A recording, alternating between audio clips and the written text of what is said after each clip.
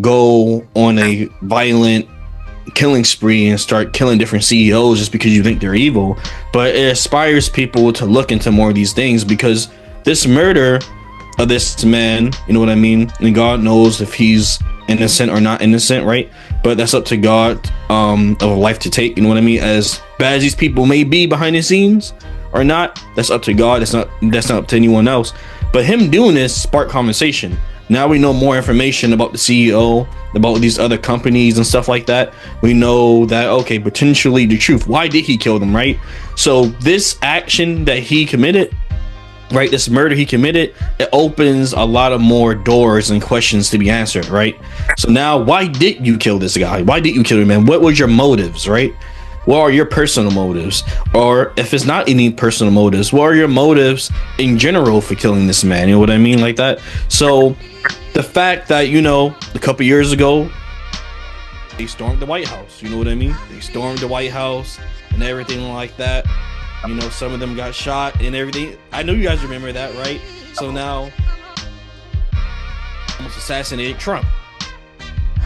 Killed a CEO.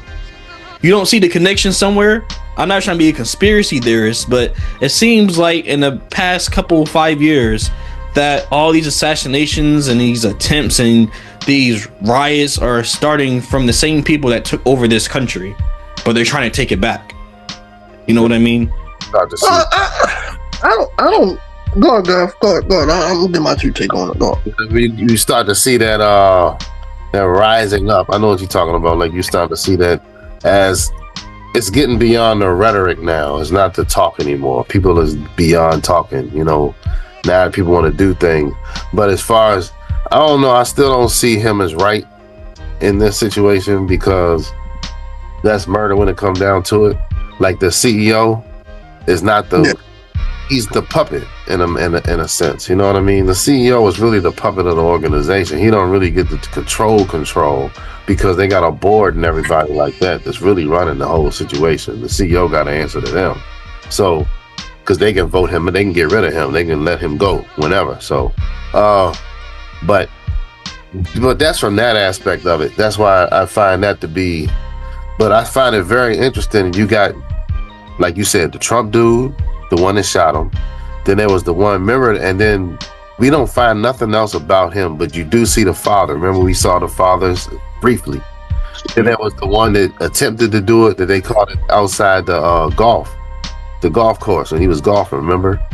There was they saw the nozzle in the bushes or something like that he happened to see. And then there was that guy. And at the same time, they kind of seemed like they was all from a different, they weren't from the uneducated cloth. They seemed like they were from a more educated cloth. Same with this dude here, Luigi Mangione. He very educated, you know what I mean? Because I think he went to Harvard. Valedictorian of his class. Right.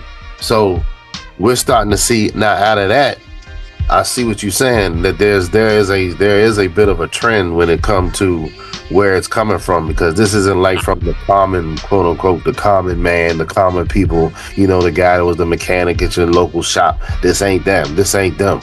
You know what I mean? This is that other, this is like another level. That's why you're seeing the sophistication that they coming with. This dude had a ghost gun, a 3D printed gun, you know what I mean? So yeah, and the guy who gave him the design for it, or the guy who helped print the design, said immediately when he recognized his face on TV, he called in and like, look, that look like one of my designs, you know? And I think that he wanted to get caught because he had every ample opportunity to get away. He sat at McDonald's, maybe ate a McRib or whatever the case may be. I heard they brought the McRib back out, so he probably had to get the McRib. So, McRib or whatever.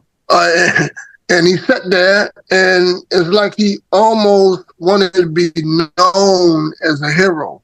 You get what I'm saying? So he wasn't a professional hitman, because a hitman would have left such a dirty, such a sloppy trail, first of all. He would have been in and out like a ghost. You wouldn't even seen him. So obviously it speaks to his intelligence where he got the ghost gun and everything else. But why do all that if you plan on getting caught at McDonald's eating a McRib or whatever you call it? What's it called? McRib?